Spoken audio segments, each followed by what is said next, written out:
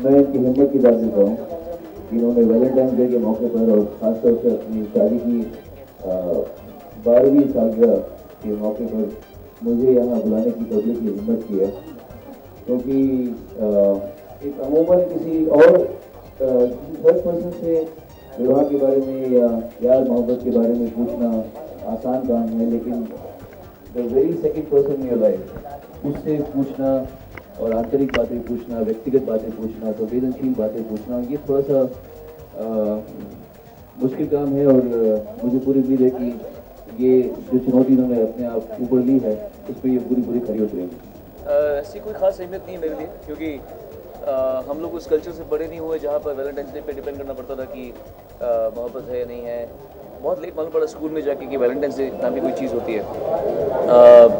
ये चांस की बात है कि हमारी जो एंगेजमेंट हुई थी वो 14 फरवरी को हुई थी और 15 फरवरी को हमारी शादी हुई थी 2002 में। उसके अलावा वैलेंटाइंस डे की कोई मेरे लिए ख़ास महत्ता नहीं है। प्यार है तो है, वो किसी भी दिन है, और नहीं है तो फिर कभी भी नहीं है।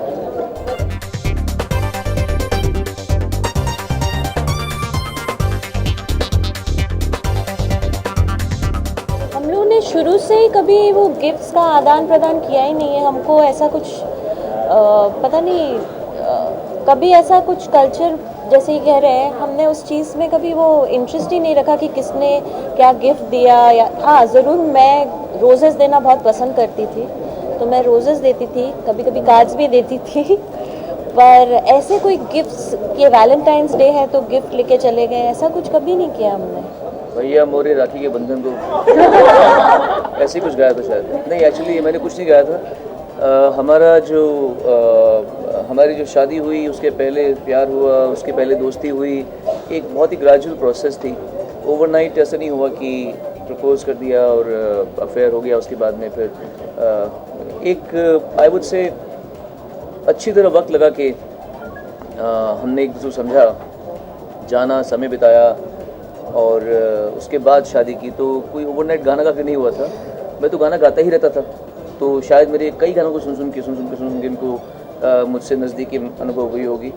लेकिन स्पेसिफिकली उनके लिए कोई गाना नहीं गाया था। मैंने गाया था एक गाना, मतलब मुझे जो बहुत याद है। हाँ, गाया था जब हम अब पन्ना खुल रहा है। हम एक बार जब फर्स्ट टाइम मैं बॉम्बे आई थी इनसे मिलने, तो हम लोग गेटवे ऑफ इंडिया में गए थे, तब इन्होंने गाया था। बड़े अच्छे लगते हैं ये नदिया, ये गेटवे ऑफ इंडिया और तुम।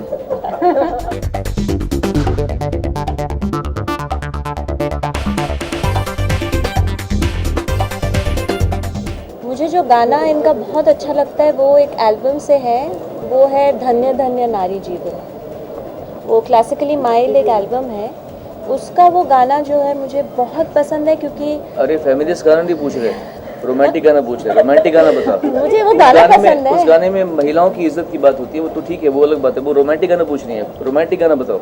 रोमांटिक गाना कभी अलविदा ना कहना के बारे में कभी कभी लोग ऐसे कुछ अखबारों में ऐसे आया था कि ये मेरी फ़ैन थी या मेरे पीछे प्रशंसक बनकर आई थी, गाने की शौकीन थी। ऐसा नहीं था। इनसे मेरी मुलाकात हुई थी 24 दिसंबर की रात 1995 को कलकत्ता में। उसके बाद में 27 दिसंबर को एक बार फिर से मुलाकात हुई, और तब हमारी ये मेरा इंटरव्यू लेने के लिए आई थी उस समय। तो उस समय इंटरव्यू लेते हुए मैंने इनको बंगाली गाना था, उसमें एक दिन बोलना था, मैंने एक दिन बोल दिया। तो ये बहुत हंसी, तो मैं दिल में समझ गया कि हंसी तो हंसी।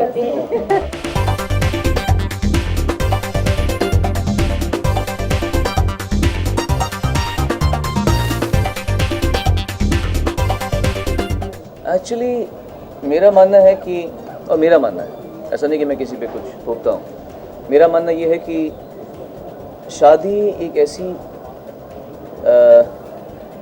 रीति है, एक ऐसा रिवाज है जो लड़का लड़की के संबंधों को बदल देता है पूरा। एक ऐसा फर्नेस है, जैसे किसी फर्नेस में आप मैग्नीशियम डालोगे या आप एल्यूमिनियम डालोगे तो वो बदल जाएगा। वैसे ही शादी एक ऐसा फर्नेस है जिसमें एक लड़का लड़की शादी के जब बंधन में बंधते हैं तो वो नहीं रहते जो वो शादी के पहले होते हैं, और लोग इसे माने या ना माने, लेकिन सबको पता है कि मैं जो बोल रहा हूँ सच बोल रहा हूँ। तो वो रोमांस जो शादी के पहले होता है वो वैसा रहता नहीं है। फिर इंसान के रिश्ते बन जाते हैं, जिम्मेदारियाँ हो जाती हैं, एक दूसरे के प्रति दायित्व हो जाता है, गिले शिकवे बढ़ भी जाते हैं, क्योंकि इंसान एक दूसरे को माइक्रोस्कोपिक आई से देखता है, स्क्रूटनी करता है। जो चीज़ें उसको पहले पसंद आती हैं वही चीज़ें बाद में उसको लगता है कि ओवर हो गया, थोड़ा सा ज़्यादा हो गया। तो ये दोनों ही पक्षों में होता रहता है। सो रोमांस को जिंदा रखने के लिए मेरे ख्याल से अपने आप ही कुछ चीज़ होती रहती है। जैसे हमारा जो बेटा हुआ है निवान, हमारे जीवन की सबसे खूबसूरत रचना वो है हमारे। हाँ, वैसे तो ये वो प्लेटफॉर्म नहीं जहाँ इसकी बात की जाए, लेकिन मेरे ख्याल से आप देख ही रहे होंगे, इसमें पूरी संगीत की फ्रेटर्निटी एक साथ ही है। ऐसा आपने देखा ही होगा, ऐसा कभी एक पहले हुआ नहीं है। और हम सभी एक साथ इसलिए हैं क्योंकि हम सभी कानून का पालन करना चाहते हैं। इसीलिए अगर हम कानून को तोड़ने की कोशिश करें तो शायद सब साथ में नहीं होते, इसलिए कोई बात नहीं।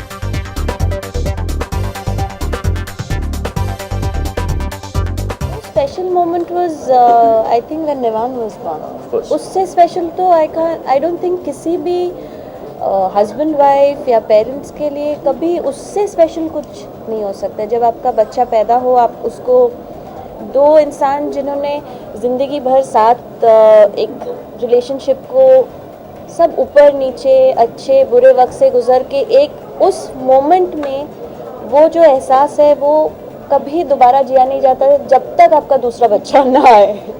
वो एक अलग फीलिंग है। That's the most special moment.